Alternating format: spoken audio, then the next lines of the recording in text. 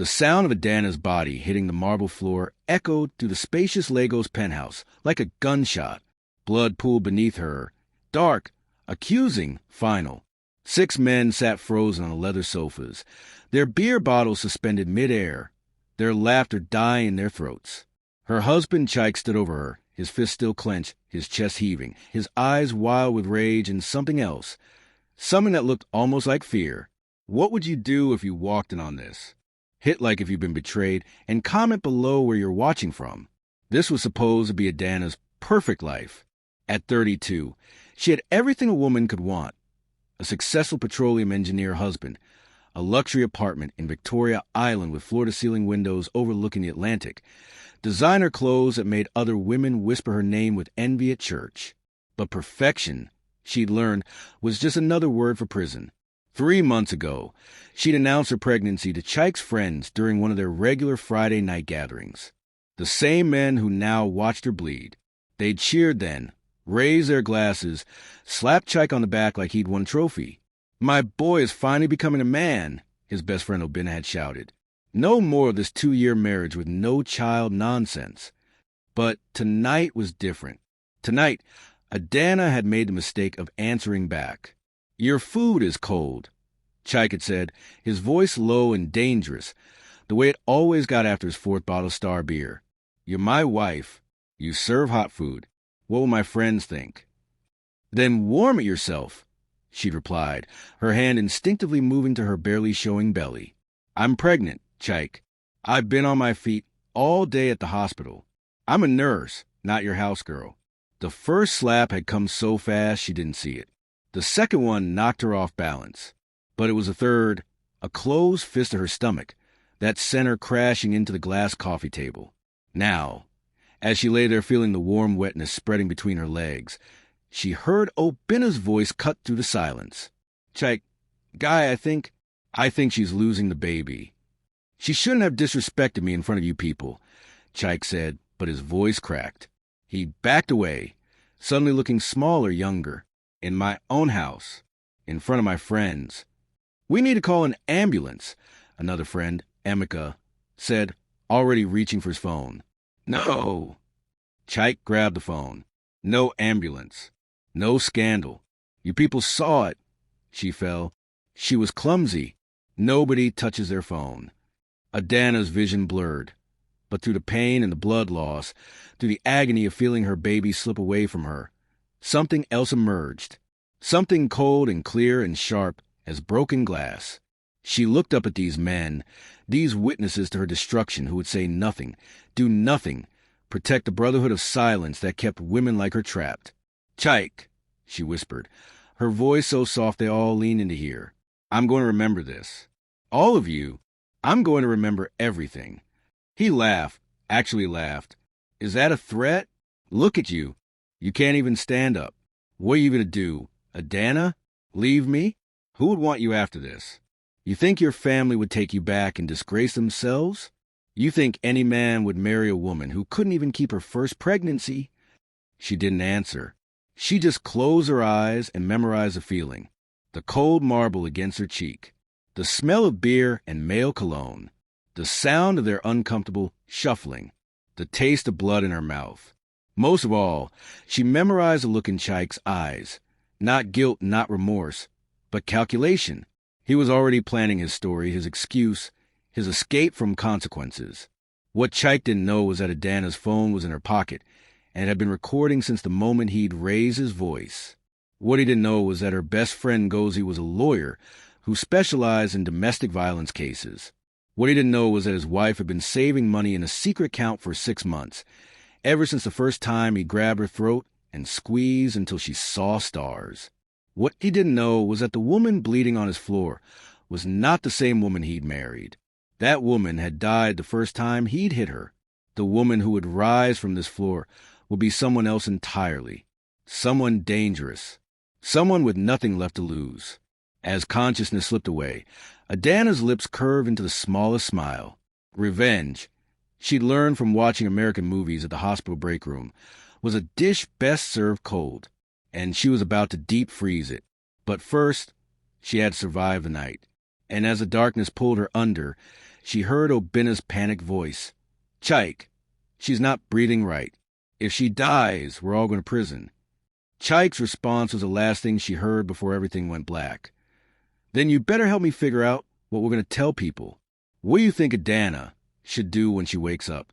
Should she forgive him or plot her revenge? Drop your thoughts in the comments. Don't forget to like this video if you're hooked.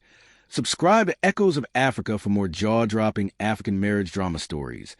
And hit that notification bell so you never miss what happens next. Share this with someone who loves real talk about infidelity, betrayal, and the strength of African women. Where are you watching from? Let us know below. Adana woke up 3 days later in a private room at Lagoon Hospital, the same hospital where she worked. The irony wasn't lost on her. She'd saved countless lives within these walls, yet she couldn't save her own child. The cramping had stopped. The bleeding had stopped. Everything had stopped, including the tiny heartbeat that had been her reason for enduring Chike's cruelty just a little bit longer. Her mother, Mama Adana, sat beside the bed, her wrapper pulled tight around her shoulders despite the Lagos heat. Her face looked older than Adana remembered, carved with new lines of worry and something else. Shame, perhaps, or the particular grief that comes from watching your daughter suffer in a marriage you pushed her into. And Annie, you're awake.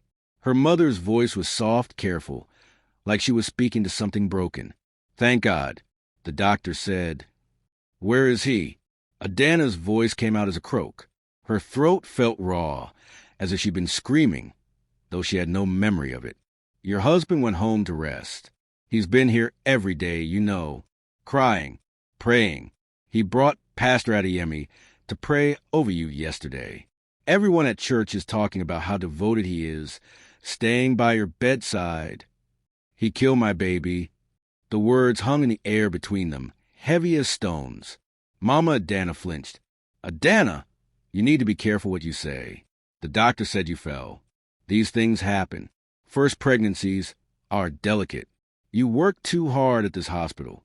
Maybe if you'd been home, resting like a proper wife instead of—" "Mama, he beat me?"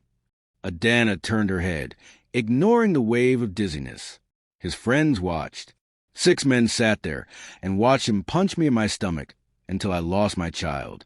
"And you want to tell me about being a proper wife?" Her mother's hand trembled as she adjusted her head tie. "Keep your voice down. Do you want the whole hospital to hear? Do you want to disgrace our family? Your father worked so hard to pay your dowry. Chike comes from a good family. His father is a retired colonel. His mother leads a women's ministry at Winter's Chapel. You can't just throw away a marriage because—" "Because what, Mama? Because my husband tried to kill me." "You're being dramatic. Men get angry sometimes. It's our job as women to manage them, to know when to keep quiet. If you hadn't talked back, get out." "Adana," I said, "get out." The heart monitor beside the bed began beeping frantically. "Get out and take your excuses with you.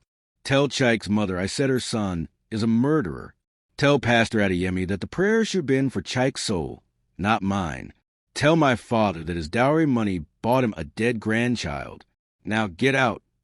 The door burst open and Ngozi rushed in, still in her lawyer's suit, her briefcase swinging. She took one look at Mama Adana's tearful face and Adana's furious one and made a decision. "Ma, I need to speak with my client privately. Hospital policy."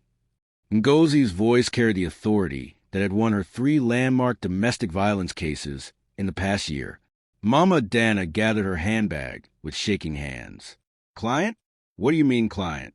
"Adana, what have you done?" "What I should have done 2 years ago." Adana's voice was steady now, cold. "Leave, Mama, and tell Chike that when he comes back, he should bring a lawyer, a good one." After her mother left, Ngozi pulled a chair close to the bed. "I got your recording, all 47 minutes of it. His voice is clear. The sounds of the assault are clear. His friends' voices identifying themselves are very clear, especially when Obina said, 'Chike, you're going to kill her.' That's consciousness of guilt right there. Can we use it? In court? In Nigeria? It's complicated. But combined with your medical records, the hospital's documentation of your injuries, and if we can get even one of those 6 friends to turn witness, Ngozi pulled out a tablet and showed Adana a series of photographs. I took these yesterday when the nurse called me. Your medical files show severe internal bruising consistent with assault, not a fall. The doctor's notes mention suspicious injuries and possible domestic violence. Dr. Okonkwo knows you, Adana. She's already said she'd testify if needed. Adana stared at the photos of her own battered body and felt nothing. The numbness was almost a relief. What are my options? Legally, we can file for divorce on grounds of cruelty. We can press criminal charges for assault causing miscarriage. That's manslaughter under the Violence Against Persons Prohibition Act. We can get a restraining order. We can sue for damages. Or, Ngozi paused, choosing her words carefully, you could do what 70% of women in your situation do. Go back home. Try to make it work. Hope he changes. And the other 30%? They either die or they fight back. Ngozi leaned forward. But fighting back in Nigeria isn't like your American movies, Ada.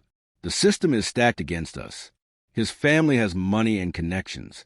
Your own mother just proved she won't stand with you. The church will pressure you to forgive him.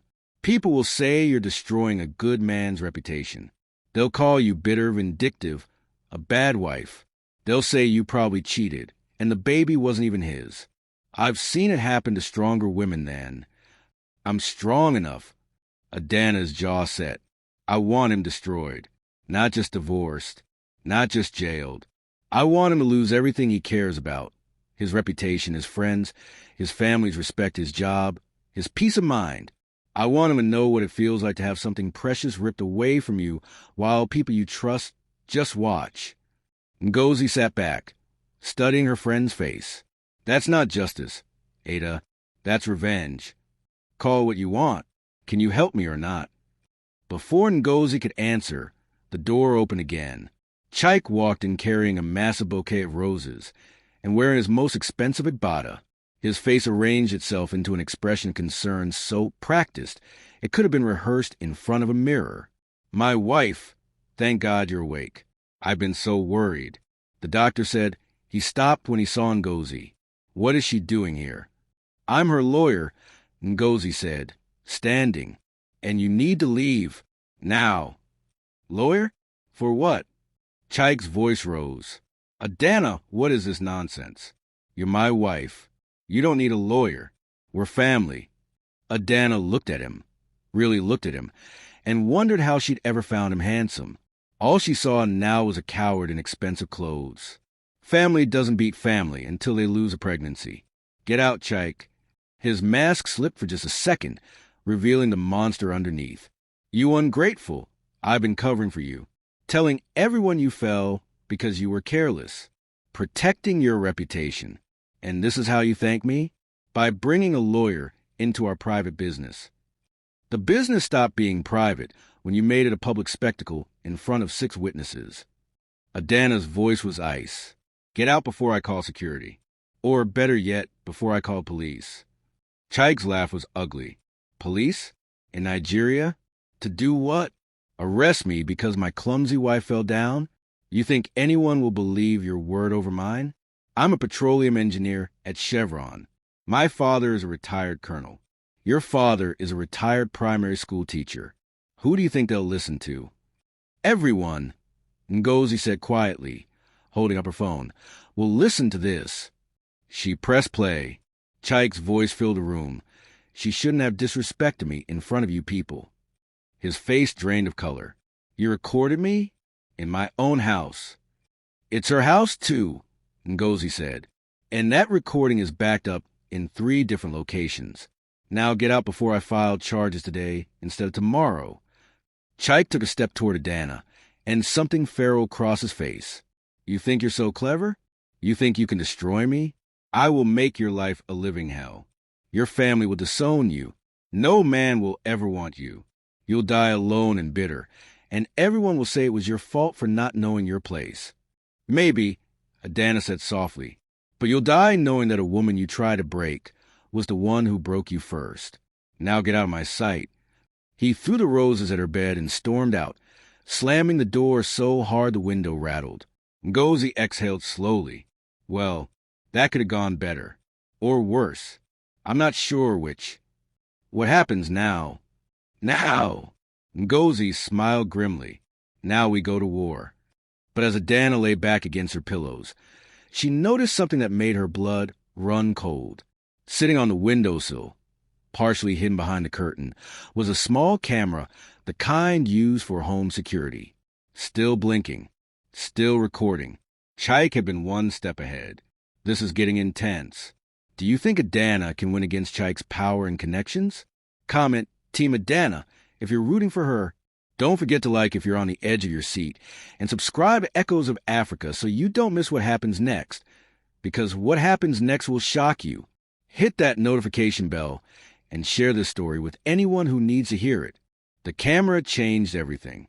Ngozi spotted it 3 seconds after Adana did, her lawyer's instincts kicking in immediately. She crossed the room in 4 strides, examined it without touching, then pulled out her phone and took a dozen photographs from different angles. Don't touch it, she warned when Adana started to sit up. This is evidence of illegal surveillance. In a hospital room, no less. He's violated about 6 different laws. How long has it been there? Adana's voice shook. Everything she and Ngozi had discussed, their entire strategy, the recording, their plans, Chaik had heard it all. Based on the dust pattern, I'd say it was planted today. Maybe an hour ago. Ngozi's jaw tightened. He probably slipped in while the nurses were changing shifts. 3 to 4 p.m. is always chaos in Nigerian hospitals. Adana felt a familiar weight of helplessness pressing down on her chest. So he knows. He knows about the recording, about the lawsuit, about everything. We've lost our advantage. No. Ngozi pulled up a contact on her phone. We've gained something better. Proof that he's dangerous, calculating, and willing to break laws to control you.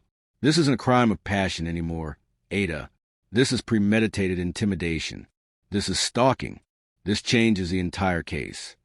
She made a call, spoke rapidly in Igbo, then hung up. My cousin works for the hospital's IT security. He'll be here in 20 minutes to document this camera's placement and check if there are others. In the meantime, she positioned herself between Adana and the camera, blocking its view, and lowered her voice to barely a whisper. We need to assume he's listening right now. So here's what we're going to do. You're going to say you want to go home. You're going to say you forgive him. You're going to act like you're scared and backing down. What? Ngozi, no. Trust me. Ngozi's eyes were sharp. Men like Chaik get sloppy when they think they've won. He'll relax. He'll make mistakes. And while he's celebrating his victory, we'll be building a case so airtight even his father's military connections won't save him. Adana wanted to argue, but she understood the game now. She was a chess piece who'd spent 2 years being moved around the board. It was time to learn the rules and play back. Okay, she said, loud enough for the camera to hear, injecting trembling into her voice. Okay, you're right. This is too much. I just want to go home. I want my husband. I want my marriage. Maybe Mama was right. Maybe I overreacted. Ngozi played along perfectly, her face showing disappointment. Ada, think about what you're saying. No, I've thought about it. I'm deleting that recording. I'm dropping everything. I just want my life back. Adana even managed to produce tears. Years of holding them back made releasing them almost easy. Please call Chaik. Tell him I'm sorry. Tell him I want to come home. After Ngozi left, Adana lay alone in the hospital room, staring at that blinking red light. She thought about the woman she'd been 3 days ago, the woman who believed that being a good wife meant absorbing her husband's rage like a sponge absorbs water. That woman was dead. Good riddance. Her phone buzzed. A text from an unknown number. Smart girl. Knew you'd see reason. Coming to pick you up tomorrow. Delete everything tonight. We never speak of this again. You get pregnant again, you give me a son, and we forget this unfortunate incident. Chaik. The audacity made her laugh. A sound so bitter surprised her. He actually thought he'd won. Thought a camera and some threats would send her crawling back. He didn't know that she'd already texted the recording to 3 different people before he'd even planted his surveillance device. Didn't know that Dr. Okonkwo had already submitted her medical report to the medical director. Didn't know that his friend Emeka's wife had called Ngozi that morning, saying she'd overheard her husband's panic phone conversation about that night and wanted talk. Men like Chike always underestimated women.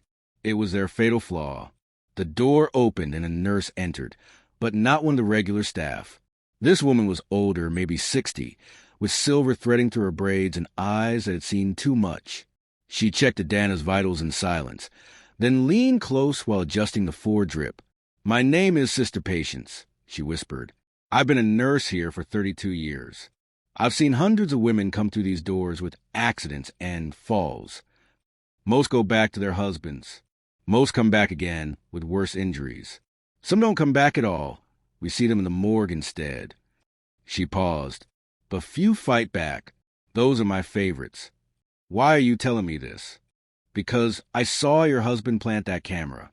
I was in the supply room across the hall. And because I've kept a journal for 20 years, documenting every suspicious injury, every frightened woman, every lying husband." Sister Patience squeezed Adana's hand. "There are 37 entries about women whose husbands work at major companies in Lagos, including 4 about Chevron employees, including 2 previous complaints about a Chike Okafor from women he dated before you." Adana's blood ran cold. "What?" "One ended up in ICU with a fractured skull. Said she fell downstairs. The other disappeared. Went back to her village, and no one heard from her again. Both cases were swept under the rug. Money changed hands. Connections were used." Sister Patience pulled out a small flash drive from her uniform pocket. "This is a copy of my records. My lawyer has the originals. Use it or don't. That's your choice. But know that you're not the first, and unless someone stops him, you won't be the last." She slipped the drive under Adana's pillow and left as quietly as she'd come. Adana lay there, trembling, not from fear this time, but from rage. Chike had done this before, had perfected his performance of the devoted husband, had refined his techniques of control and violence. And everyone, his family, his church, his employers, had looked the other way because it was easier than holding a good man accountable. Her phone buzzed again. This time was Ngozi. "Emeka's wife Chinyu wants to meet. Says she has information that will bury Chike. Can you handle a visitor tonight?" Adana texted back, "Yes, and tell her to use the back entrance. We have an audience." She glanced at the camera, then smiled directly at it. Let Chike watch. Let him think he was in control. Men like him never saw the trap until it closed around them. 2 hours later, Chinyu slipped into a room wearing a wig and oversized sunglasses, like she was a Nollywood thriller. Under different circumstances, Adana might have laughed, but the terror on Chinyu's face killed any humor. "I can't stay long. Emeka thinks I'm at my sister's house." Chinyu pulled a folder from her handbag. "These are bank statements. For the past 6 months, Chike has been transferring money from your joint account into a separate account. Almost 2 million naira so far." "What?" Adana snatched the papers. Sure enough, there were her savings, money from her nursing salary, money she thought they were saving for the baby, money for their future, systematically drained. "There's more." Chinyu's voice dropped. "That account? It's not just for him. He's been paying rent on an apartment in Lekki for a woman named Zainab. My husband laughed about it last week. Said Chike was smart, keeping a spare in case she didn't give him a son. Said all successful men do it." The room tilted. Adana gripped the bed rail to steady herself. "He has another woman?" "Had." Past tense. Chinyu pulled out her phone, showing a screenshot of a WhatsApp conversation. "Zainab broke up with him 2 weeks ago. See the date? 3 days before he beat you. She told him she was pregnant and wanted him to leave you. He refused. She threatened to tell you everything. And then..." Adana read the messages, each one a knife to the chest. Zainab: "I'm carrying your child, and you won't even acknowledge me? Chike, I told you from the beginning, you're just for enjoyment. My wife is for marriage. Don't confuse the two." Zainab: "Fine. I'll tell her myself. Let's see if she's still interested in being your wife when she knows you got another woman pregnant. Chike, you won't do anything. You know what I'm capable of. Zainab, try me. The last message was from Chike. Said the morning of the day he'd beaten Adana. Problem solved. Adana is pregnant. She'll never leave now. And you, stay away from my family or you'll regret it. Don't you see? Chinyu's eyes were wide. He beat you because of her, because she threatened to expose him, and he needed to reassert control. You weren't punished for talking back. You were punished because another woman made him feel powerless. Adana felt something crack open inside her chest. All this time, she thought it was about her failure to be submissive enough, quiet enough, perfect enough. But it had nothing to do with her at all. She was just collateral damage in Chike's ego war. Where is Zainab now? She asked quietly. That's the thing. Chinyu's hands twisted together. No one knows. She hasn't posted on social media in 2 weeks. Her phone goes straight to voicemail. Her neighbors say she moved out suddenly in the middle of the night. Emeka joked that Chike handled her, and all the men laughed, and her voice broke. I didn't think. The temperature in the room seemed to drop 10 degrees. Adana looked at Chinyu, then at the camera, then back at the messages on the phone. We need to find her, she said. Right now. Tonight. Ada, what if we find something we don't want to find? Adana thought about Sister Patience's journal, about the woman who disappeared to her village, about the other girlfriend who'd ended up in ICU, about patterns and escalations, and men who thought they were untouchable. Then we make sure everyone finds out, she said. Every news station, every blog, every social media platform. We make sure Chike Okafor becomes the most hated man in Lagos. We make sure his name becomes synonymous with monster. Her phone buzzed. Another text from the unknown number. See you tomorrow, wife. And Ada, I've always loved how you look when you cry. Do it more often. Adana's hand shook with rage as she typed back. See you tomorrow, husband. I have a surprise for you, too. She had no idea what that surprise would be yet, but she had 18 hours to figure it out. 18 hours to find Zainab. 18 hours to build a case that would destroy Chike so completely that even his father's military rank couldn't save him. The game had changed. This wasn't just about her anymore. This was about every woman Chike had would hurt, or planned to hurt. This was about making sure that when she took him down, he stayed down. Sister Patience's flash drive felt like a weapon under her pillow. Chinyu's evidence folder felt like ammunition in her hands. And somewhere in Lagos, a woman named Zainab was either hiding or... Adana couldn't finish that thought. Not yet. Chinyu, she said. Do you know where Zainab lived? Lekki Phase 1. Apartment 4B, Sunview Estate. Chinyu pulled out a key. Emeka has a spare. Chike gave it to all of them. Said they could use the place for their own side pieces when he wasn't there. I stole it from his drawer this morning. Adana looked at this woman, this stranger who was risking her own marriage, maybe her own safety, to help her.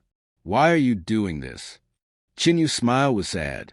Because 10 years ago I was you, and nobody helped me, and I've spent every day since wishing someone had. Oh my God, what happened to Zainab? Is she alive? And what will Adana find in that apartment? Comment, find Zainab, if you need to know what happens next. Smash that like button if the story has you hooked. Subscribe to Echoes of Africa for what comes up next. And share this with everyone who loves intense African drama. We're about to uncover secrets that will change everything. The Lekki apartment smelled like abandonment and expensive perfume. Adana stood in the doorway at midnight, supported by Ngozi on one side and Chinyu on the other. She discharged herself against medical advice 3 hours ago, signed papers promising she understood the risks, and taken enough painkillers to make the cramping bearable. Some things couldn't wait for healing. The apartment was smaller than Adana expected, a one-bedroom with cheap furniture trying to look expensive, IKEA attempting to be luxury. The kind of place a man rented when he wanted to impress a mistress, but didn't want to spend real money. The lights were off, but streetlight filtered through thin curtains, casting everything in sickly orange. Should we call the police? Chinyu whispered, hovering by the door like she might bolt any second. And tell them what? Ngozi moved through the space with her phone's flashlight, careful not to touch anything. That we broke into an apartment to look for a woman who may or may not be missing. We need evidence first. Then we call the police. The living room was eerily neat. Too neat, like someone had scrubbed it clean in a hurry. The kitchen showed signs of quick departure. A mug in the sink with dried coffee rings, spoiled milk in the fridge, a plate with moldy rice on the counter. But no blood, no signs of violence, no body. Thank God. Chinyu breathed. Maybe she really did just leave. Maybe she went back to her family, realized Chaik wasn't worth the trouble. Look at this. Ngozi stood in the bedroom doorway, her face grim. The bedroom told a different story. Clothes were thrown everywhere, drawers pulled open and ransacked. The mattress was askew, like someone had looked underneath it. Picture frames lay face down on the dresser, and on the wall above the bed, barely visible in the dim light, were words scrawled in what looked like lipstick. If something happens to me, Chaik Okafor did it. Below that, an address in Suralere and a phone number. Adana's legs gave out. Ngozi caught her, guided her to sit on the edge of the bare mattress. None of them spoke for a long moment. The message on the wall said everything and nothing at once. She knew. Adana's voice was hollow. She knew he was dangerous, and she left us just in case. That means she's either very smart or very dead. Or both. Ngozi said grimly, photographing everything with her phone. Chinyu, check the bathroom. Look for anything. Medication bottles with her name, prescriptions, receipts. Anything that proves she lived here and connects her to Chaik. While Chinyu searched, Adana forced herself to stand and examine the room more carefully. The ransacking had been thorough, but not random. Someone had been looking for something specific. Papers, maybe, or phone, or evidence. In the closet, pushed to the very back behind a broken suitcase, Adana found shoebox. Inside were letters, dozens of them, all in Chaik's handwriting, all dated over the past 8 months. Love letters, promises, lies wrapped in pretty words. My darling Z, you make me feel like the man I was meant to be. With you, I don't have to pretend. Adana is my obligation, but you are my choice. When I have my son, I'll divorce her. We'll be a real family, you and me and our baby. The dates made Adana's stomach turn. He'd written the last letter 2 days before beating her. 2 days before she lost her pregnancy. In it, he complained about Adana's nagging and how she didn't understand him, and how Zainab was the only one who truly knew his heart. Ada, you need to see this. Ngozi emerged from the bathroom holding a pregnancy test box. It's positive, and it's dated 3 weeks ago. So it was true.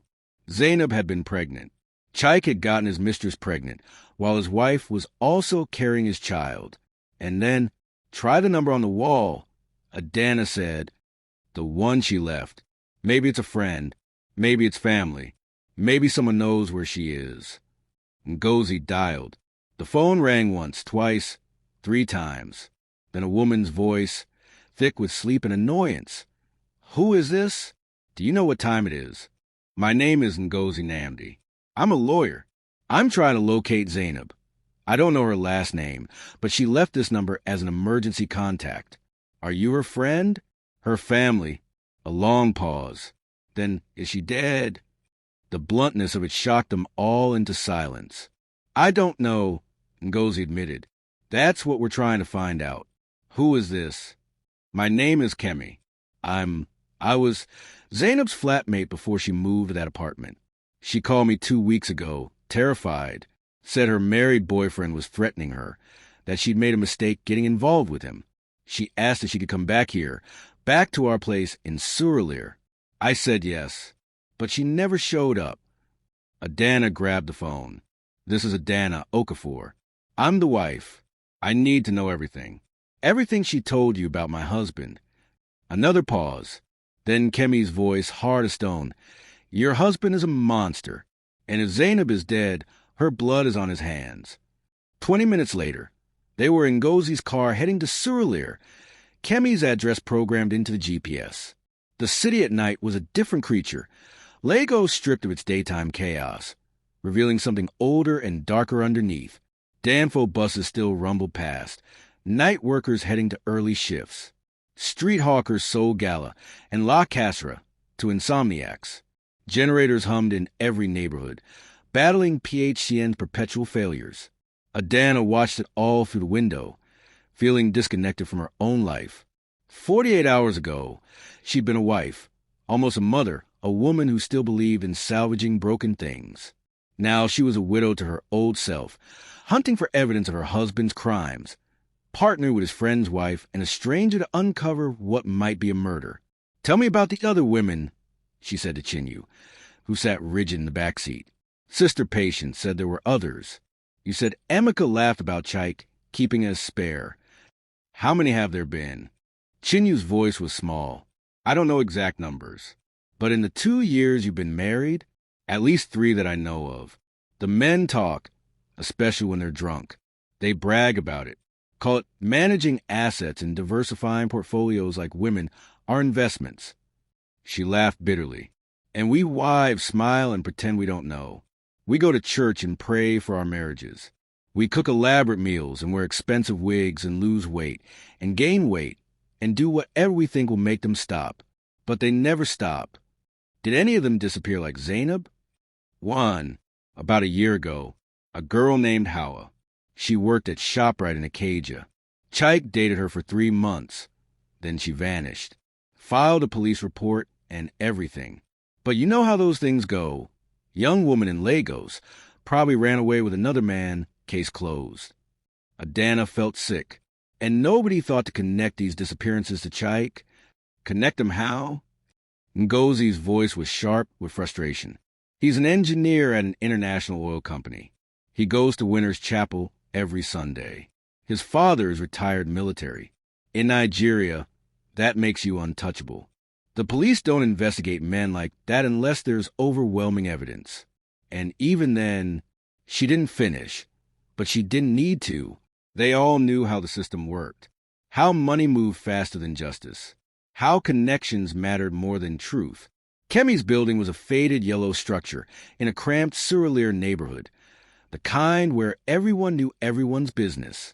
She met them at the gate, a thin woman in her late 20s with sharp eyes and cornrows that needed redoing. "You're the wife?" She looked at Dana up and down. "She showed me pictures. She felt guilty about you, you know. Said you seemed nice. Said if she'd known what kind of man he was, she never would have gotten involved." "When did she know?" Adana asked. When did she realize he was dangerous? 3 months ago. He showed up here drunk one night, looking for her. We wouldn't let him in, so he kicked the gate until the hinges broke. Screamed that Z was his property, that he'd paid for her, that she owed him. Our landlord called the police, but by the time they arrived, he was gone. Cost us 30,000 naira to fix the gate. Kemi led them upstairs to a small 2-bedroom flat. Inside, she pulled out a cardboard box from under her bed. After Z moved out, I found this. She'd hidden it here like insurance. Said if anything happened to her, I should make sure people knew the truth. The box was a treasure trove of evidence. More letters from Chaik. Bank transfer receipts showing he'd sent Zainab money every month. Screenshots of their WhatsApp conversations. Photos of them together. Photos of Zainab with bruises on her arms. A video, Kemi hesitated before showing them, of Chaik screaming at Zainab in the apartment, threatening her, calling her worthless. And at the bottom of the box, a handwritten journal. Adana opened it with shaking hands. The first entry was dated 9 months ago. Met a man today. Chaik. He says he's going to change my life. I think I believe him. The last entry was from 2 weeks ago. I'm pregnant with his child, and he wants nothing to do with me. Says I'm trying to trap him. Says his wife just got pregnant too, and that's the one that matters. He grabbed my throat tonight. Squeezed until I saw stars. Said if I told anyone about us, about the baby, he'd make sure I regretted it. I asked him what that meant. He smiled and said, "Ask Hawa." I don't know who Hawa is, but the way he said it made my blood run cold. I'm leaving. I'm going to Kemi's tomorrow. If you're reading this and I never made it there, you know who did it. The room was silent, except for traffic sounds filtering up from the street. We need to find her, Adana said. Tonight. Now. If there's any chance she's alive. There's one more thing. Kemi's voice was barely a whisper. She pulled out her phone, scrolled through her messages, then held it up. This came yesterday. From Z's number. The message was brief. Stop looking for me. I'm fine. I left Lagos. Don't contact me again. But, Ngozi prompted. But Z would never write like that. Perfect grammar. No emojis, no signature. And she always signed her texts Z with a heart. Always. For 10 years of friendship, every single text. Whoever sent this isn't Z. It's Chaik, Chinyu said flatly. He has her phone. Which means... No one wanted to finish that sentence. Ngozi was already dialing. I'm calling a detective I know. Emmanuel Okafor. No relation to your husband. She added quickly. He's one of the good ones. Doesn't take bribes. Actually investigates. If anyone can help us. Her phone buzzed with an incoming call before she could finish dialing. She looked at the screen and her face went white. It's the hospital. Your floor, Ada. She answered, listened, then lowered the phone slowly. Sister Patience is dead. They found her in the supply room an hour ago. Heart attack, they think, but the security footage from that wing has been mysteriously erased. Adana felt the ground shift beneath her. The nurse who'd given her the flash drive. The woman who'd kept records for 20 years. The witness who could corroborate everything. It wasn't a heart attack, she said, her voice surprisingly steady. Chaik killed her. Or had someone kill her. Because she helped me. Her phone buzzed. Another text from the unknown number. This time with an attachment. A photo of Sister Patience's journal, the original, burning in what looked like a metal trash can. The message below it read, "Coming to get you tomorrow, wife. Hope you rested well. We have a lot to discuss about loyalty and consequences. See you at 9 a.m. Don't be late. This just got deadly. Sister Patience is dead and Zainab is missing. Is Chaik getting away with murder? Drop justice for Sister Patience. In the comments, if you're as angry as we are, like if you can't believe what just happened, subscribe and share the story. People need to know about men like Chaik. What do you think Adana should do? Comment below. Adana didn't sleep. How could she? Every time she closed her eyes, she saw Sister Patience's kind face, heard her voice. Those are my favorites, the ones who fight back. Now that woman was dead. Her 20 years of careful documentation turned to ash, her courage rewarded with what the hospital would call natural causes, and everyone else would call convenient timing. At 6 a.m., Adana sat in Kemi's small living room surrounded by evidence and rage. Ngozi was on her third cup of instant coffee, typing furiously on her laptop. Chinyu had fallen asleep on the couch, exhausted from fear. Kemi paced by the window, watching the street below like she expected Chaik to materialize from the morning shadows. Detective Okafor will meet us at the police station at 8, Ngozi said, her eyes red-rimmed. He's already filed an official request to investigate Sister Patience's death. He's also putting out a missing persons bulletin for Zainab, real name Zainab Abdullahi, 26 years old, last seen 2 weeks ago in Lekki. Will it matter? Adana's voice was flat. We both know how this works. Chaik's father makes a phone call. The investigation gets buried. The bulletin disappears. And we're left with nothing but stories no one believes. Not if we go public first. Ngozi turned her laptop around. On the screen was a blog post, ready to publish. The title read, "The Wife Beater of Chevron, Chaik Okafor's Trail of Violence and Missing Women." Below it was everything. The recording of the beating, photos of Adana's injuries, Zainab's journal entries, the evidence of his other girlfriends, Sister Patience's testimony, recorded before her death, bank statements showing the stolen money, screenshots of his threatening messages, photos of the ransacked apartment, and the lipstick warning on the wall. "I can't post this without your permission," Ngozi said. "Once it goes live, there's no taking it back. Your life becomes public property. His family will come after you. The church will condemn you. Strangers will pick apart every detail of your marriage. Some will call you a liar, a homewrecker, a woman scorned making up stories. It will be brutal. Adana stared at the screen, at her own battered face staring back, at the evidence of her husband's systematic cruelty laid bare for the world to judge. This was the moment, the point of no return. But if we don't post it, Ngozi continued softly, Zainab stays missing.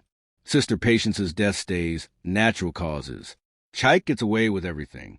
And the next woman he hurts, because there will be a next woman, her blood is partly on our hands. Adana thought about her mother's words in the hospital. Keep quiet. Don't disgrace the family. Manage your husband. Thought about all the women who'd made that choice, who protected their abusers because speaking up was too costly. Thought about the ones who hadn't survived their silence. She thought about the baby she'd lost, the daughter or son who would never take a first breath, never call her mama, never exist because one man's ego was more important than their life. Post it, she said. Post everything. Let the whole world see what kind of man Chaik Okafor really is. Ngozi's finger hovered over the publish button. You're sure? I've never been more sure of anything. The post went live at 6:47 a.m. By 7:15, it had been shared 200 times on Twitter. By 7:30, it was trending on Nigerian Twitter with the hashtag Justice for Adana. By 7:45, 3 women had contacted Ngozi with their own stories of being abused by Chaik. By 8 o'clock, when they walked into the police station, the story had gone viral. Detective Emmanuel Okafor was a barrel-chested man in his 50s with salt and pepper hair and eyes that had seen too much corruption to be shocked by more. He listened to their story, examined their evidence, and made phone calls in rapid Yoruba that Adana couldn't fully follow, but understood the gist of, this is bigger than we thought. Get everyone on this. Now, the problem, he said, leaning back in his chair, is that we have no body. Zainab could be hiding voluntarily. She could have left Lagos. She could be staying with family in Kano. That's where she's originally from, according to her ID, without a body or a witness to violence. I can't arrest Chaik Okafor for murder. What about the assault on me? Adana demanded. You have the recording. You have my medical records. You have witnesses, 6 men who watched it happen. And I'll bring him in for questioning on that. But assault causing miscarriage carries a maximum of 7 years. His lawyers will get him bail within hours. His father's connections will pressure the prosecutor. This will drag on for years, and in the end, he spread his hands. You know how these cases go, especially when the accused has money. So what do we do? Ngozi's frustration was palpable. Just let him walk? I didn't say that. Detective Okafor pulled out a file. I did some digging after your call. Chaik Okafor has been flagged by Chevron's internal security 3 times in the past year for erratic behavior and suspicious expense reports. They've been investigating whether he's been embezzling funds. If we can connect him to financial crimes in addition to the assault charges, that's federal.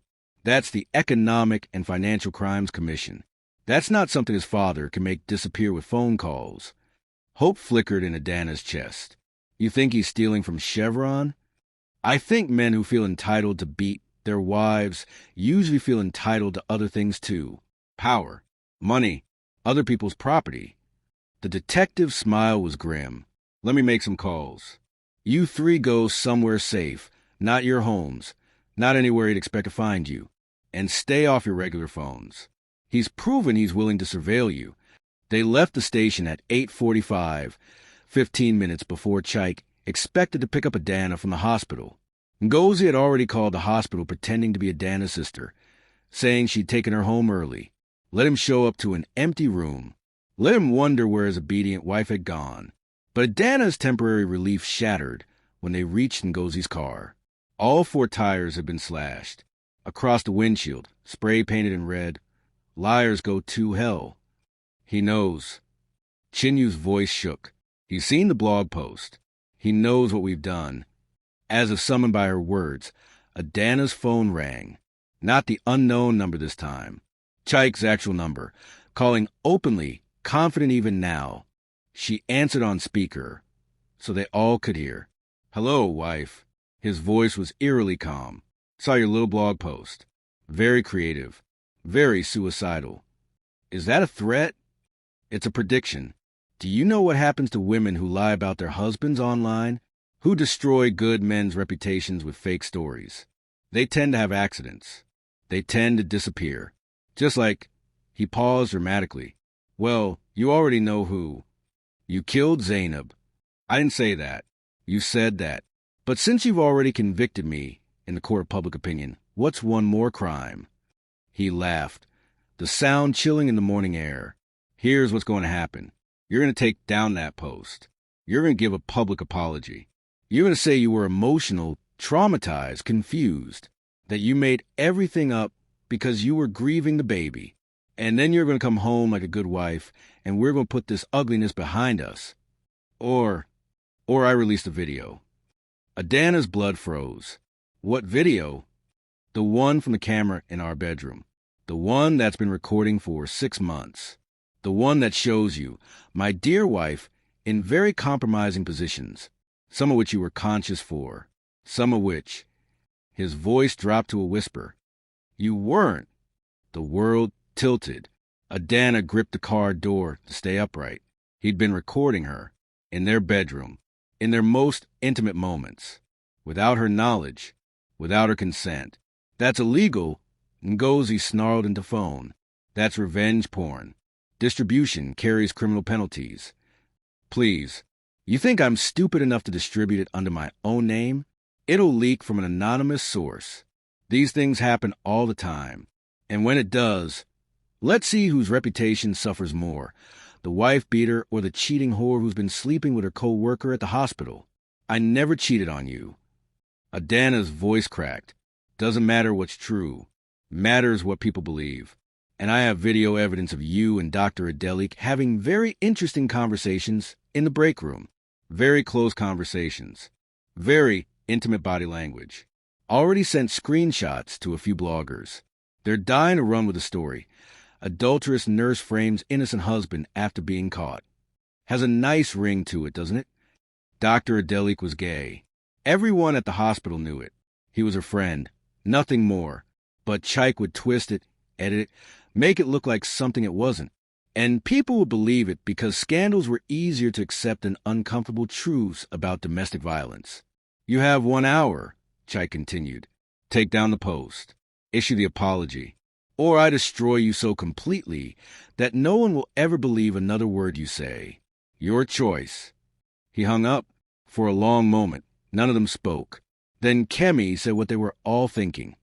He's going to kill you. You know that, right? Even if you do what he says, even if you apologize and go back, he's going to kill you. Maybe not today, maybe not tomorrow, but eventually. You've humiliated him publicly. Men like that don't forgive. So what do I do? Adana looked at Ngozi, at Chinyu, at Kemi, these women who'd risked everything to help her. I can't win. If I fight, he destroys me. If I don't fight, he kills me.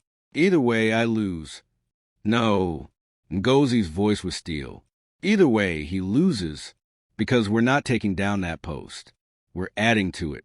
Every threat he just made, every word of that phone call, I recorded it all, and we're going to blast it everywhere. Twitter, Instagram, Facebook, every blog in Lagos. We're going to make him so radioactive that even his father's connections won't save him. But the video is a bluff. Or if it's not a bluff, we deal with it. We get ahead of it. We explain the context, that anything on that video was recorded without your consent, that it's marital rape if you weren't conscious, that revenge porn is a crime. We turn his weapon against him. And if people don't believe me, if they call me a liar, a whore, a home wrecker, then they're part of the problem, Kemi said fiercely. And history will prove them wrong. The truth always comes out eventually. It just takes some truths longer than others. Adana's phone buzzed. A text from an unknown number, not Chaik's. This one included a photo. It was Zainab, alive, terrified, tied to a chair in what looked like a warehouse. Her mouth was gagged. Her eyes were wide with fear, and she was very, very pregnant. Below the photo, still want to play games? Come to the address below. Alone. You have 1 hour. Bring the police, and she dies. Tell anyone, and she dies. Post anything else online, and she dies. Your choice, wife. Save yourself or save her. You can't do both. An address and a papa followed. The industrial district. The docks, where people disappeared into containers and were never seen again. It's a trap, Ngozi said immediately. He's luring you to a secondary location. Classic predator behavior. You go there, you die. Both of you die. And Zainab probably dies anyway. But if I don't go, she definitely dies. If she's even really there. That photo could be from weeks ago. She could already be dead, and he's just using her as bait. Adana stared at the photo. At Zainab's terrified eyes. At the swell of her pregnant belly. At the rope marks on her wrists. This woman had done nothing wrong except fall for the wrong man's lies. This woman was carrying a child. Chaik's child, yes, but an innocent child nonetheless. I have to go, Adana said quietly. I know it's stupid. I know it's what he wants. But I can't let another woman die because of me. I can't let another baby die because I was too scared to act. Then we all go, Chinyu said, together, and we bring Detective Okafor, and we bring cameras, and we live stream the whole thing, so even if Chaik kills us all, the world will know exactly who did it. Ngozi was already dialing. Detective, we found Zainab, and we're going to need backup. A lot of backup. Oh my God, it's a trap? Will Adana walk into Chaik's trap? Is Zainab really alive? Comment, don't go Adana, if you think she should stay away, or save Zainab, if she should risk it. This is the most intense chapter yet. Smash that like button. Subscribe to Echoes of Africa so you don't miss the final chapters, and share this everywhere. We're almost at the end, and you won't believe how this story concludes. Hit that notification bell now. The Apapa warehouse district at 10 a.m. looked like the end of the world. Rusted shipping containers stacked like children's blocks. Some Bearing Company logos faded by salt air and time. Potholes big enough to swallow a car hole. The smell of diesel fuel and rotting fish from a nearby wharf. Workers in hard hats moving with the exhausted shuffle of men who'd been up since 4 a.m. loading and unloading cargo that would never make them rich. Detective Okafor had brought 6 officers, all in unmarked vehicles parked 3 blocks away. Ngozi had her phone set to live stream directly to 3 different platforms, the camera hidden in her bag. Chinyu had called her husband, not to ask permission, but to tell him where she was and what she was doing, and if anything happened to her, he should know it was his silence that made him complicit. Kemi had insisted on coming despite being a civilian, saying, Z is my sister. I'm not letting her face this alone.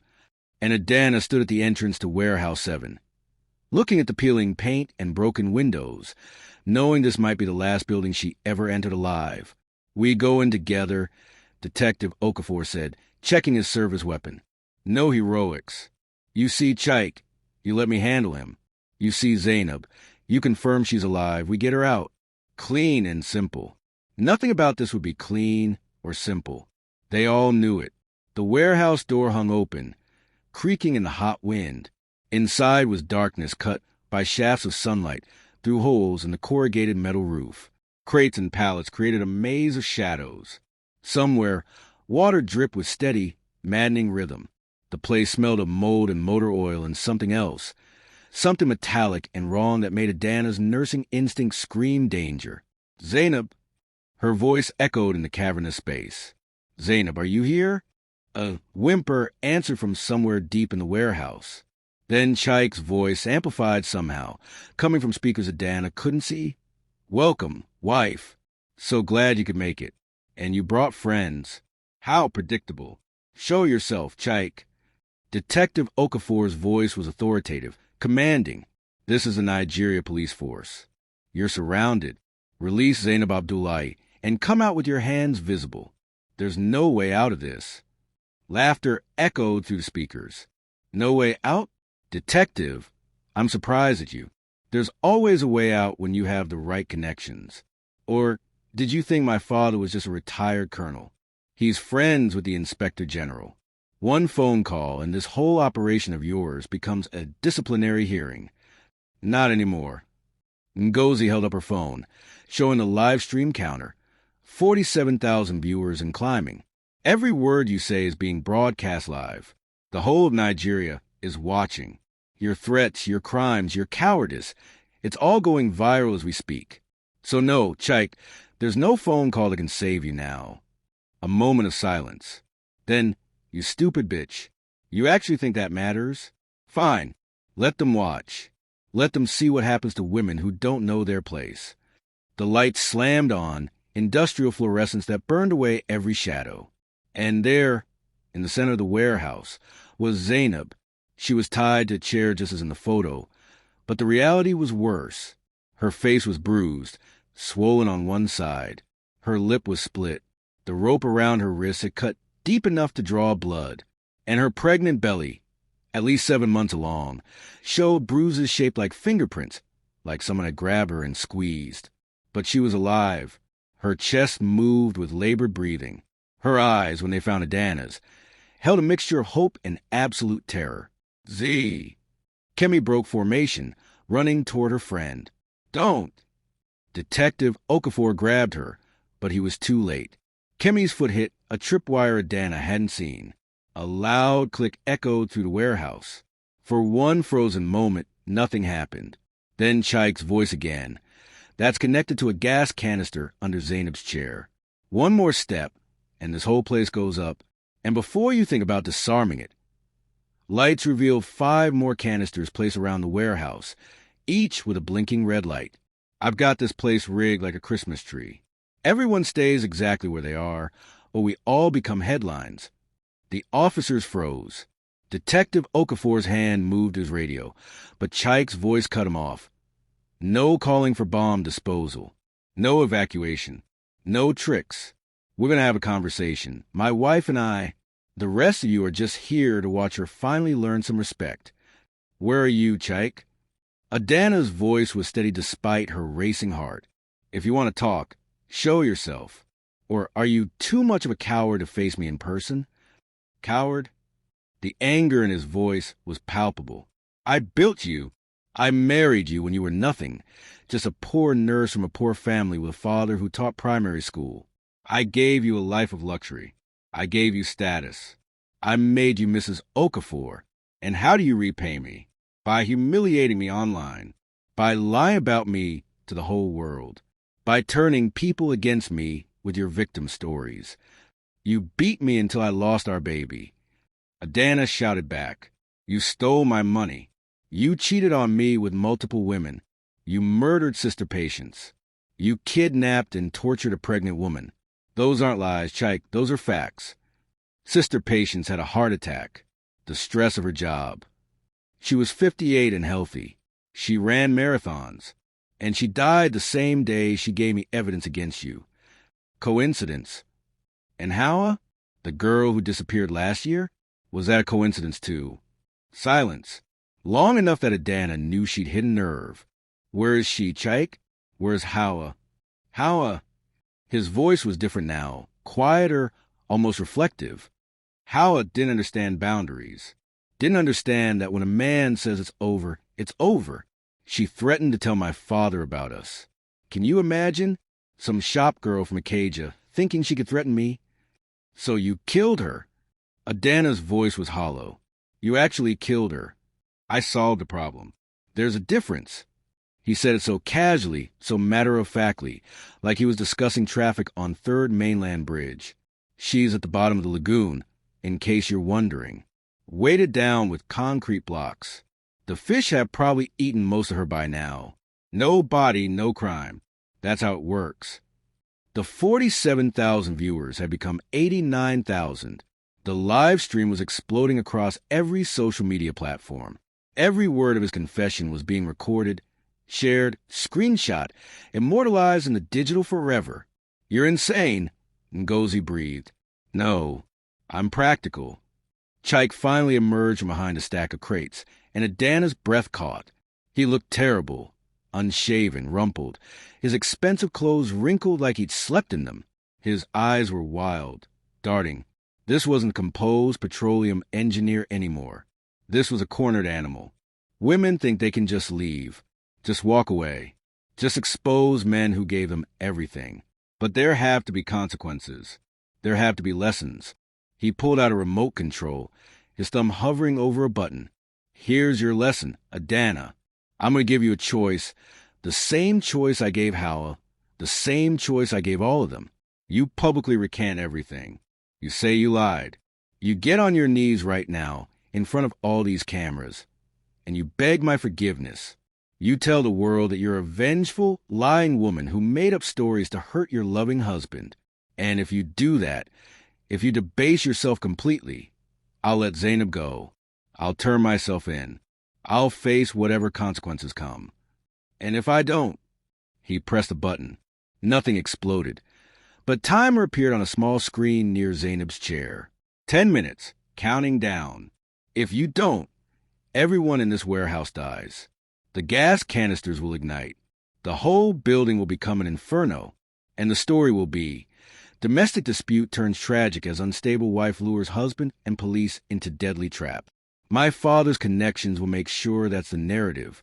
Your blog post will be evidence of your mental instability. And he smiled, and it was the most chilling thing Dan had ever seen. I'll be mourned as an innocent victim of a crazy woman's revenge plot. You're bluffing, Detective Okafor said. You'll die too. Maybe, or maybe I have a way out you haven't spotted. Or maybe I'm so far past caring that death sounds peaceful. He turned to Adana. 9 minutes, wife. Choose your pride or everyone's lives, your reputation or your conscience. What matters more? Adana looked at Zainab, who was crying silently, shaking her head as if to say, Don't do it. Don't sacrifice yourself for me. She looked at Ngozi, whose face showed anguish and fury in equal measure. At Kemi, frozen on the wrong side of tripwire, tears streaming down her face. At Chinyu, who'd risked her marriage to help a stranger. At Detective Okafor and his officers, good men who believe her story enough to put themselves in danger. At 112,000 people watching live, waiting to see what she would do. She thought about every woman who'd come before her, every woman who'd been told to stay quiet, to accept abuse, to protect men who hurt them, every woman who'd chosen silence over safety because the alternative was too costly, every woman who'd died believing she had no choice. And she thought about the baby she'd lost, the little heartbeat that had given her courage to finally fight back. That baby deserved justice. They all deserved justice. No, she said clearly, looking directly into the camera in Ngozi's bag. I won't do it. I won't lie. I won't protect you anymore. Every word I posted was true. Every woman watching this who's been abused, who's been manipulated, who's been told to stay quiet. I see you. I believe you. And I'm not backing down. She turned to Chaik, and her voice was steel. Do whatever you're going to do. But know this, whether I live or die, your name is destroyed. Chaik Okafor will forever be synonymous with coward, with murderer, with monster. Your son or daughter, she gestured to Zainab's belly, will grow up knowing their father was a killer. Your family will carry this shame for generations. And every single one of those 112,000 people watch will make sure your legacy is nothing but disgust. Chaik's face twisted with rage. His thumb moved toward the button. And Zainab, who everyone had assumed was too beaten down to fight, who'd been silent through this entire exchange, did something extraordinary. She threw her whole body weight to the side. The chair toppled, and as it fell, her tied hands, bloody and abraded but determined, yanked on wires beneath the seat. Not the bomb wires. Different wires. Wires Chaik hadn't noticed she'd been working on for who knows how long. The timer stopped at 7:34. The warehouse lights cut out, plunging everything into darkness. And in that darkness, Adana heard the sound of running footsteps, officers shouting, Chaik cursing, and Zainab's voice, hoarse but triumphant, screaming. The bombs are fake. The canisters are empty. I checked them when he brought me here. He's been bluffing this whole time. When the lights came back on, emergency lighting this time, dimmer but sufficient, Detective Okafor had Chaik pinned to the ground, handcuffs clicking into place. The other officers were checking the gas canisters. Empty, all of them. Props. Theater. One final manipulation attempt from a man whose only real power had been the fear he inspired. "You stupid bitch." Chaik screamed at Zainab as they lifted him to his feet. "You ruined everything. I was going to let you live. I was going to let you keep the baby. You were going to kill us all," Zainab said, and despite her injuries, despite her terror, she smiled.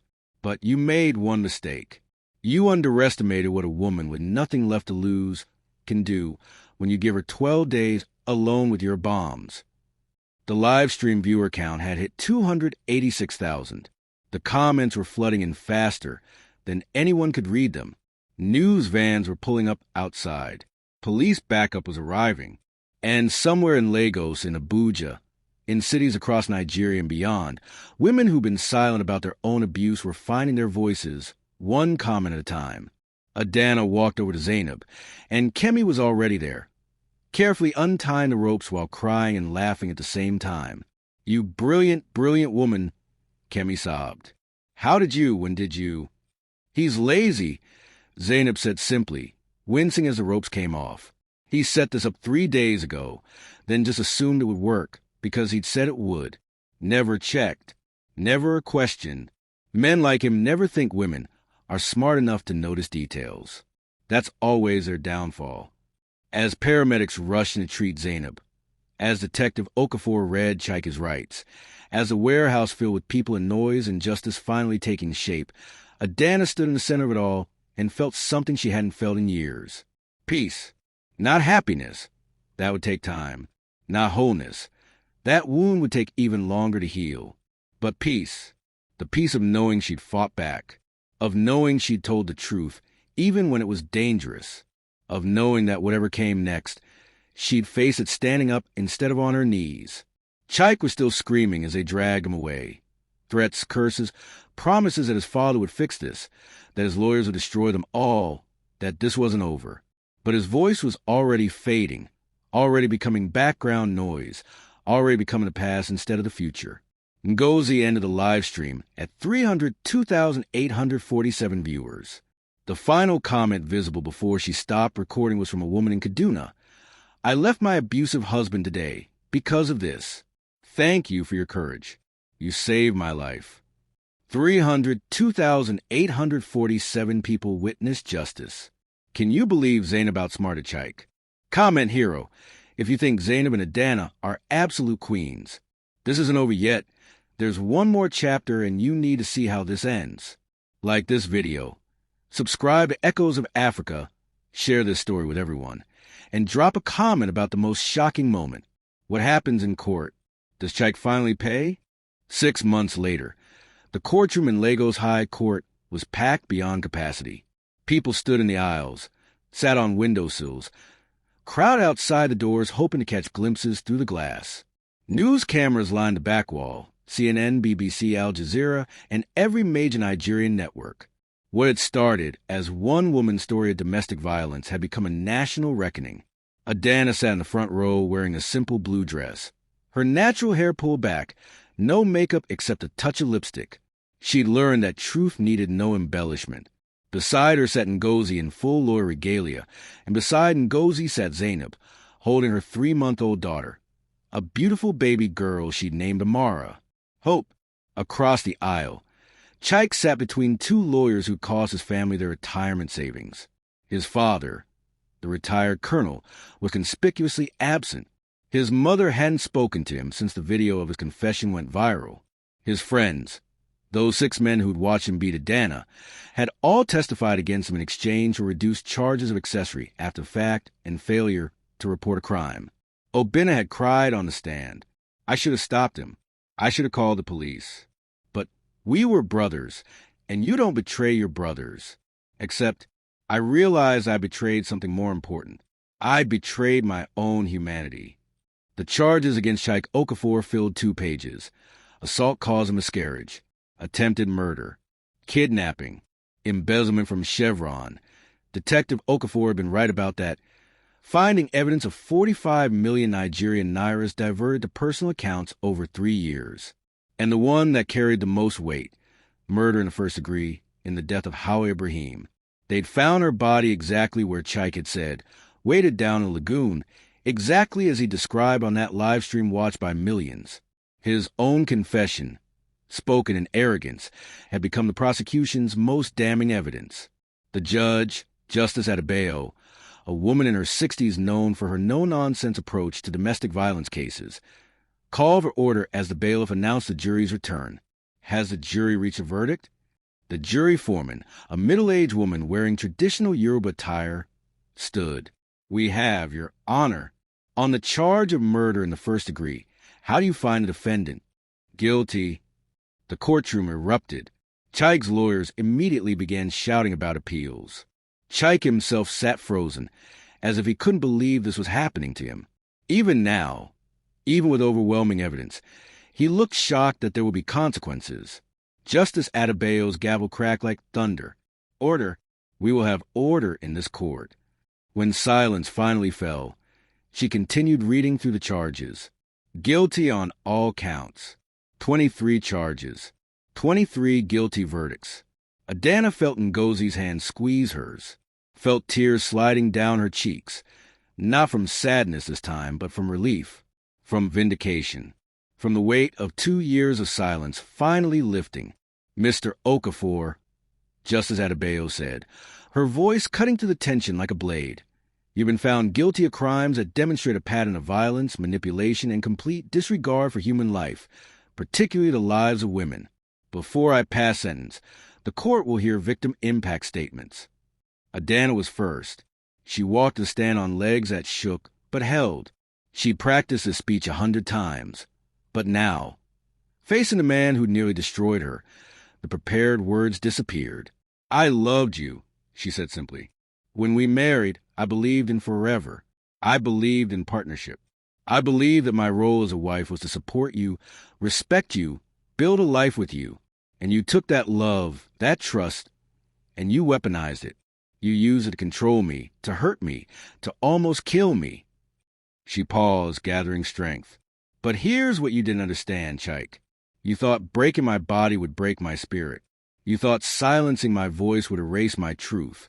You thought that because you had money and connections and a penis, you were untouchable. You were wrong. Chaik stared at his hands, unable to meet her eyes.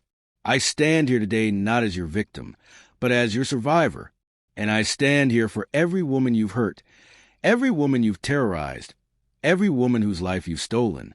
Sister Patience, who died trying to help women like me. Hawa, who was murdered for wanting her freedom. Zainab, who you tortured while she carried your child. And all the others we'll never know about, the ones too scared to come forward, the ones you successfully silenced. She turned to the judge. Your Honor, whatever sentence you give him, it won't be enough. No amount of time can give me back the baby I lost.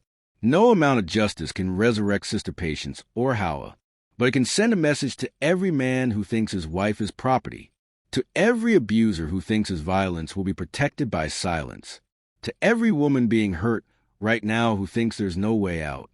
She looked directly at the cameras. There's a way out. It's hard. It's scary.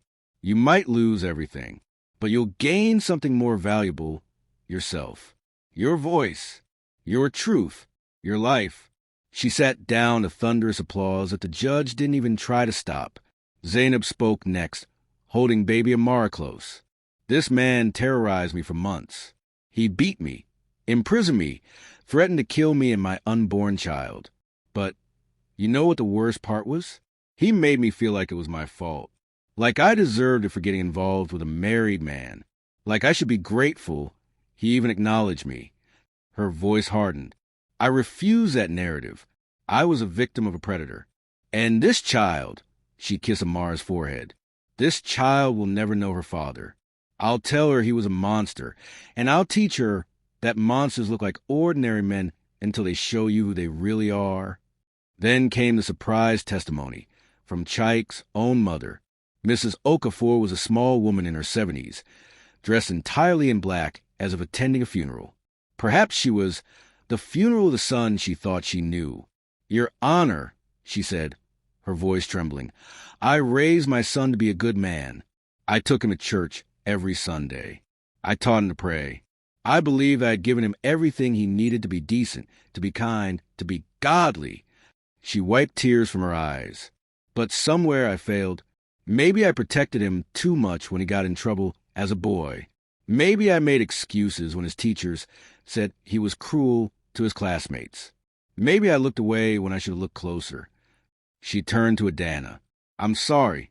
I'm so deeply sorry. When you married my son, I thought I was gaining a daughter. Instead, I delivered you to a monster. If I could take it back, if I could have warned you, if I could have raised him differently. She broke down completely. I have no son anymore. The boy I loved died a long time ago, and I was too blind to see it. Even the prosecution lawyers looked moved. Finally, Justice Adebayo spoke. Chike Okafor, you've been convicted of heinous crimes that demonstrate a complete lack of humanity. The evidence shows a pattern of violence spanning years, culminating in murder. The court has heard testimony from your victims, from your own mother, and from the witnesses who watched you commit these acts. She leaned forward, her gaze piercing. You showed no mercy to Hawa Ibrahim when you murdered her. You showed no mercy to your wife when you beat her until she lost your child. You showed no mercy to Zainab Abdullahi when you kidnapped and tortured her while she was pregnant. Therefore, this court will show you the same mercy you showed them. None. She adjusted her glasses. On the charge of murder in the first degree, I sentence you to life imprisonment without possibility of parole. On the charge of attempted murder, 25 years to run concurrently. On the charges of kidnapping, assault, and embezzlement, 15 years each, also concurrent. You will serve your sentence at Kirikiri Maximum Security Prison. May God have mercy on your soul, because this court has none to offer. The gavel fell with finality. Chike finally looked up, and for the first time since Adana had known him, she saw genuine fear in his eyes. Not the fake contrition he'd performed for his parents. Not the calculated emotion he'd shown on the witness stand. Real, visceral terror of a man finally facing consequences he couldn't buy, threaten, or manipulate his way out of. This isn't fair, he shouted as the bailiffs moved to take him away. I'm not a monster. I made mistakes. Everyone makes mistakes. You can't do this to me. My father, my family, someone will fix this. I'm Chike Okafor. I'm somebody. No, Adana said quietly, but the courtroom was silent enough that everyone heard. You're nobody. You're just another abuser who finally got caught. And in 5 years, no one will even remember your name. He was still screaming as they dragged him from the courtroom, but his voice was already fading into the background noise of justice being served. Outside the courthouse, Adana held a press conference on the steps. Hundreds of people had gathered, supporters holding signs that read, "We believe survivors and justice for Adana and no more silence." News crews jostled for position, and somewhere in that crowd, Adana knew, were women who were making their own decisions about whether to stay or leave, whether to speak up or stay silent, whether to believe that justice was possible. I want to thank everyone who supported me through this, Adana said into the microphone. My lawyer Ngozi, who never stopped fighting. Detective Okafor, who actually listened. Chinyu, who risked her own marriage to help a stranger. Kemi, who refused to abandon her friend. And Zainab. She looked at the woman standing beside her, baby Amara sleeping peacefully in her arms, who taught me that strength comes in many forms, and sometimes the strongest thing you can do is survive one more day. A reporter shouted a question. What's next for you, Mrs. Okafor? It's Ms. Adana Nwosu now, she corrected, having legally reclaimed her maiden name. I've divorced him, obviously. As for what's next, she paused, gathering her thoughts. I'm starting a foundation with Zainab Ngozi. It's called Sister Patience's Voice, named after the nurse who died trying to help women escape domestic violence. We'll provide legal support, safe housing, and counseling for abuse survivors. Because what happened to me, what almost killed me, happens to thousands of Nigerian women every day, and most of them don't have lawyers or live streams or media attention. They just have fear and shame and the terrible belief that they're alone. Another reporter. Do you have a message for women in similar situations? Adana looked directly into the camera, remembering that day in the hospital when everything had seemed hopeless. Your life is worth more than your marriage. Your safety is worth more than your reputation. Your freedom is worth more than anyone's opinion of you. It will be hard. I won't lie about that. People will judge you. Your own family might turn against you. You might lose everything you thought defined you, but you'll gain something infinitely more valuable, yourself. All and stay strong.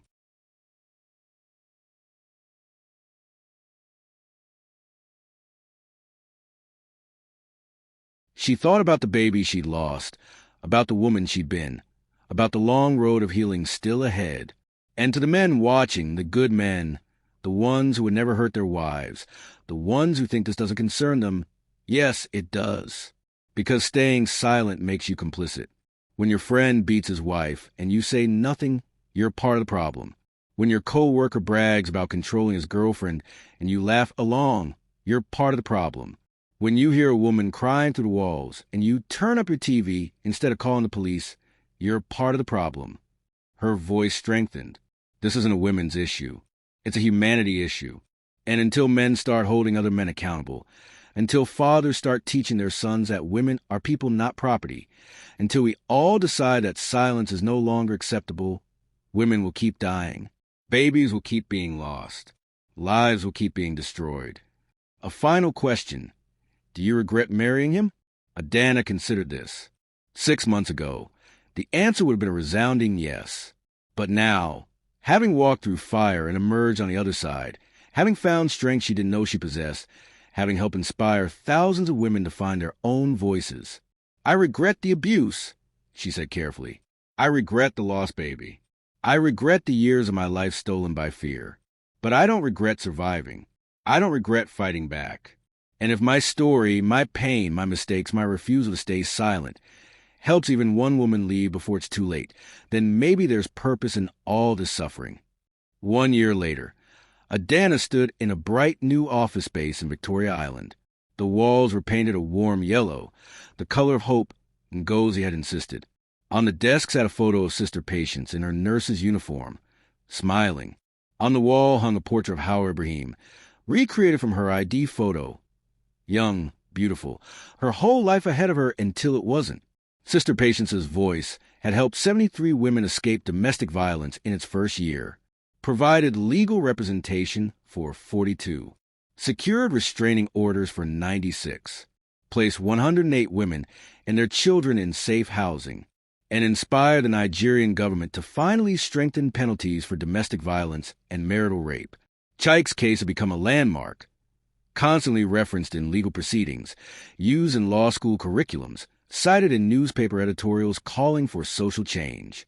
His name had indeed become synonymous with domestic violence, exactly as Adana had predicted. Several companies had reviewed their policies on employee misconduct after Chevron admitted they'd ignored warning signs. Churches had started training programs to identify and address abuse. The conversation was changing slowly but surely. Zainab worked at the foundation now, leading support groups for survivors. Little Mara, just turning 1, spent her days in the foundation's child care center alongside other children whose mothers were rebuilding their lives. Chinya had divorced Emeka and was back in school, studying to become a therapist. Kemi had started a blog documenting the stories of abuse survivors, each post reaching thousands. Adana's mother had finally apologized, though the relationship remained strained. Some wounds took longer to heal than others. Her father, surprisingly, had become one of the foundation's biggest supporters, using his pension to help fund their work, and admitting he'd been wrong to pressure Adana to stay silent. The phone rang, a call from a woman in Abuja, whispering, terrified, asking if the stories were true, if there was really help available, if leaving was really possible. Yes, Adana said, as she'd said to dozens of women before. It's possible. It's hard, but it's possible. And you don't have to do it alone. She scheduled an intake appointment, connected the woman with a local lawyer, provided the address of a safe house, and added another name to the list of women who decided that today was the day they would choose themselves. Through the window, Lagos sprawled in all its chaotic glory, traffic and noise and millions of lives intersecting in complicated ways. Somewhere in that city, women were being hurt. Somewhere, women were staying silent. But somewhere, because of one nurse who'd refused to accept that her abuse was normal, women were finding their voices. Adana touched a small tattoo on her wrist, a heartbeat line that she'd gotten to honor the baby she'd lost. The baby who'd never drawn breath, but whose existence had given her the courage to finally fight back. "I did it," she whispered to that lost child. "I got justice. Not just for me, but for all of us." Outside, life continued, messy, complicated, beautiful, and broken and healing all at once. And Adana Nwosu, survivor, advocate, warrior, stood in her office and got ready for the next call. The next woman. The next battle in a war that wouldn't be won in a day, or a year, or maybe even a lifetime. But every victory mattered. Every woman saved mattered. Every voice raised mattered. And somewhere in Kirikiri maximum security prison, Chaik Okafor sat in a cell and understood, perhaps for the first time in his life, that actions had consequences, that women were not property, that the silence he'd counted on had finally, devastatingly, been broken. The revenge Adana had taken wasn't violence. It was truth. It was justice. It was living well despite everything he'd tried to destroy. And in the end, that was the most shocking revenge of all. This is how justice looks. Adana didn't just survive. She's saving others. Drop "justice served" in the comments if this ending gave you life. Did this story move you? Like this video. Subscribe to Echoes of Africa for more powerful, true-to-life African stories. And share this with every woman who needs to know she's not alone. What was your favorite moment? Comment below. And remember, if you or someone you know is experiencing domestic violence, help is available. You are not alone. Your story matters. Your life matters. Thank you for watching this journey with us. Hit that notification bell for our next powerful story. And remember, the most shocking revenge is living well. God bless you.